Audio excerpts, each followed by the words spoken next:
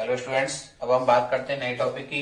और हमारे पास जो नया टॉपिक है वो है एक समान विद्युत क्षेत्र में द्विध्रुव को घुमाने में किया गया कार्य। तो सबसे पहले आप ये जान लीजिएगा द्विध्रुव क्या होता है। मैंने आपको पिछले वीडियो लेक्चरों में काफी बार बताया है कि समान परिमाण और विपरीत प्रकृति के आवेशों को जब अत्यल्प दूरी पर रखा जाता है उसे विद्युत द्विध्रुव कहा जाता है। जैसे NaCl होता है, HCl होता है, ठीक है, सभी क्या है, विद्युत द्विध्रुव होते हैं। तो हमें एक समान विद्युत क्षेत्र में द्विध्रुव घुमाने में जो कार्य किया जाएगा वो मान हम निकालेंगे, ठीक है ना। देखिए बेटा, इधर एक समान विद्युत क्षेत्र जिसमें विद्युत क्षेत्र रेखाएं समदूरस्थ और समान होती हैं।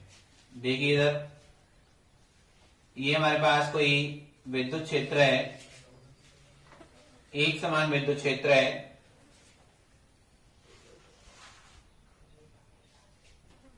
ये एक समान विद्युत क्षेत्र है जिसमें किसी द्विध्रुव को थीटा कोण पर रखा गया है। किसी द्विध्रुव को थीटा कोण पर रखा गया है। यहाँ प्लस आवेश है, यहाँ माइनस आवेश है। ये ए पॉइंट है और ये बी पॉइंट है। ए भी क्या है, कोई विद्युत द्विध्रुव है, ठीक है, जिसके बीच की दूरी कितनी है बेटा, 2l है। कितनी है, 2l है। और इसे एक थीटा एंगल पर रखा गया है। तो आप जानते हैं जब किसी द्विध्रुव को विद्युत क्षेत्र में रखते हैं तो उस पर बल कार्य करता है, विद्युत बल कार्य करता है। और एक तो बड़ा इस जगह होगा ई वेक्टर और एक की डायरेक्शन इधर होगी माइनस का क्यू ई, ठीक है बेटा।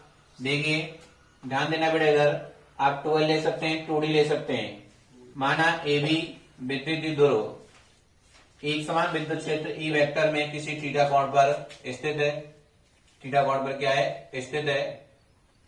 तब इस पर बलों का एक युग्म कार्य करता है। बलों का एक युग्म कार्य करता है, ठीक है, जिसका मान कितना होता है, Pe sin थीटा होता है। कितना होता है, Pe sin थीटा, ठीक है ना।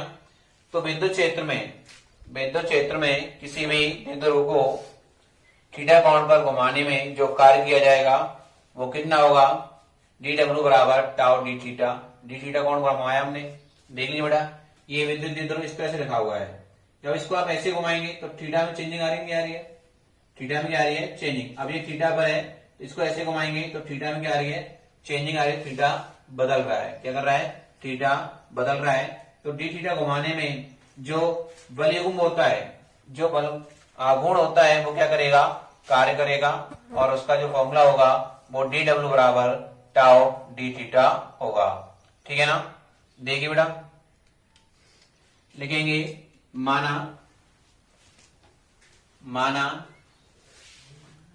ए बी एक विद्युत द्विध्रुव, माना ए बी एक विद्युत द्विध्रुव है जो एक समान विद्युत क्षेत्र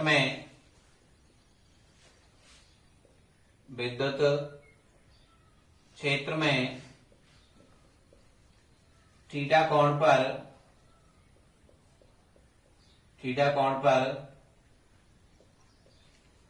स्थित है। थीटा कोण पर स्थित है। इस द्विध्रुव पर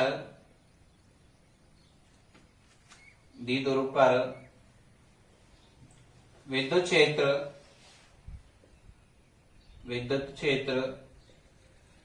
द्वारा आरोपित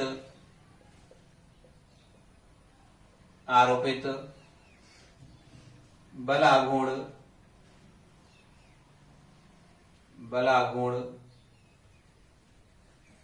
निम्न होगा। तो tau equal to Pe sin theta, समीकरण 1 लिखेंगे। यदि बेटा समझना इधर, यदि इस द्विध्रुव को डी थीटा कोण पर घुमाया जाता है तो बलों का युग्म कार्य कर रहा है, और जो युग्म होता है वो क्या बनाता है, आघूर्ण बनाता है। क्या बनाता है? आघूर्ण। लिखेंगे यदि द्विध्रुव को डी थीटा एंगल कोण पर घुमाया जाता है या घुमाने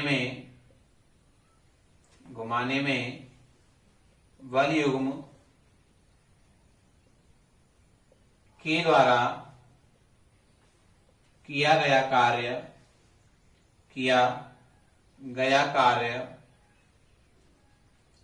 तो बेटा बल युग्म कार्य करेगा तो डी डब्ल्यू इक्वल टू बराबर क्या होगा?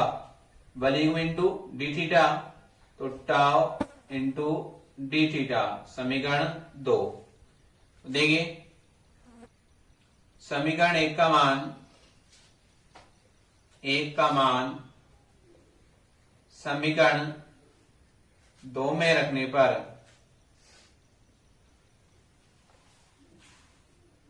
पर देखिए डी डब्ल्यू equal to PE sine theta d theta. ठीक है बेटा, तो ये वैल्यू हमारे पास निकल करके आ गई। अब जान दीजिए बेटा इधर कि यदि द्विध्रुव को थीटा 1 से थीटा 2 कोण तक घुमाया जाता है, थीटा 1 से थीटा 2 कोण तक घुमाया जाता है, तब किया गया संपूर्ण कार्य। अभी हमने कितना घुमाया बेटा? इसको डी थीटा कोण पर घुमाया।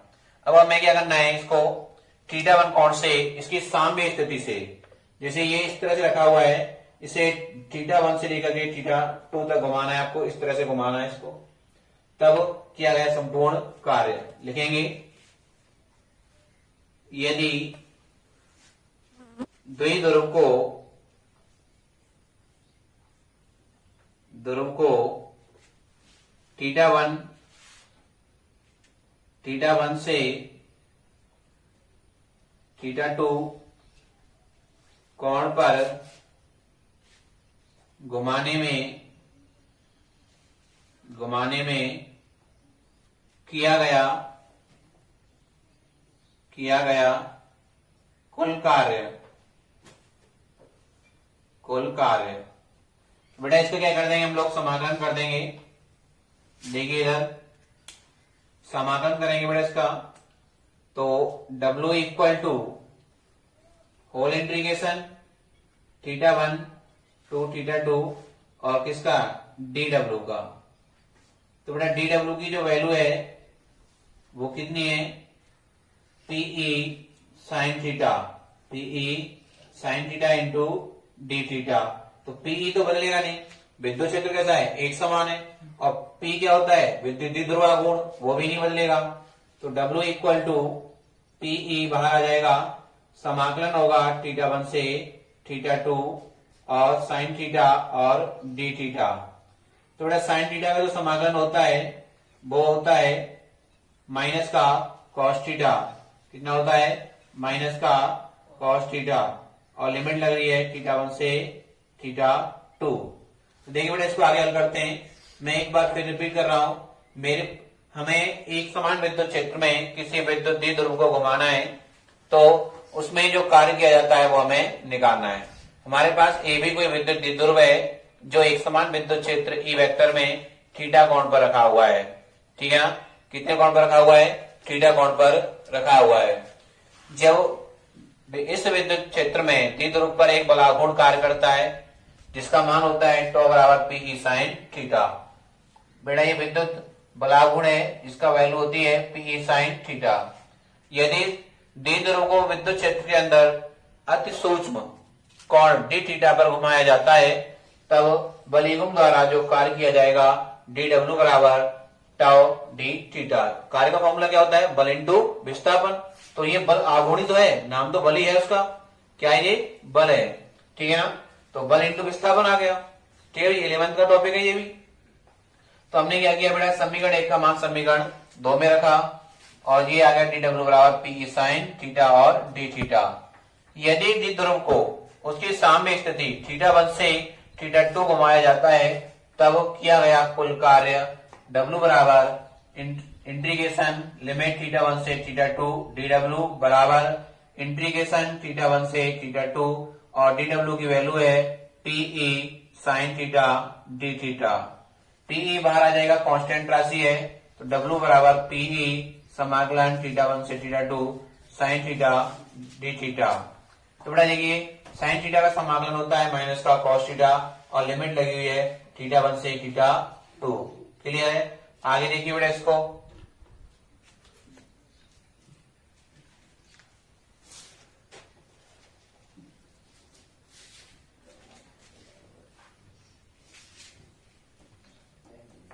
देखिए बेटा इधर, तो W इक्वल टू है हमारे पास पीई कोष्टक के अंदर माइनस का कॉस थीटा थीटा 1 से थीटा 2। तो पहले अपर लिमिट हो जाएगी पहले, माइनस लोअर लिमिट, माइनस आता है माइनस पहले से दे रखा है तो प्लस हो जाएगा कॉस थीटा 1। ठीक है बेटा, इसको हम लोग चेंज कर सकते हैं, पीई कोष्टक में आ जाएगा कॉस थीटा 1 माइनस का कॉस थीटा 2। तो ये फॉर्मूला आ गया हमारे पास एक समान विद्युत क्षेत्र में द्विध्रुव को घुमाने में किया गया कार्य। लिखेंगे if theta 1 equal to 0 degree और थीटा 2 इक्वल टू थीटा हो, तब पी डब्ल्यू बराबर PE cos 0 degree minus cos theta देखिए कॉस 0 की वैल्यू कितनी होती है, 1 होती है बेटा। डब्ल्यू बराबर पीई कोष्टक में 1 माइनस का कॉस थीटा, तो ये वैल्यू हमारे पास निकल करके आ गई। क्लियर है बेटा? तो ये चीजें, अब इसकी कुछ विशेष शर्तें रह गई हैं, बहुत चीज देख लीजिए। तो एक समान विद्युत क्षेत्र में द्विध्रुव को घुमाने में जो कार्य किया जाएगा वो कितना होगा, डब्ल्यू बराबर पीई कोष्टक में 1 माइनस का कॉस थीटा। क्लियर है?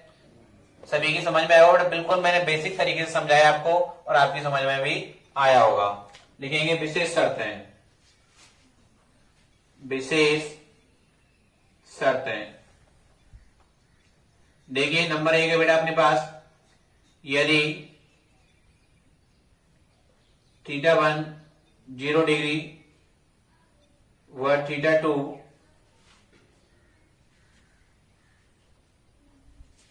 180 डिग्री हो,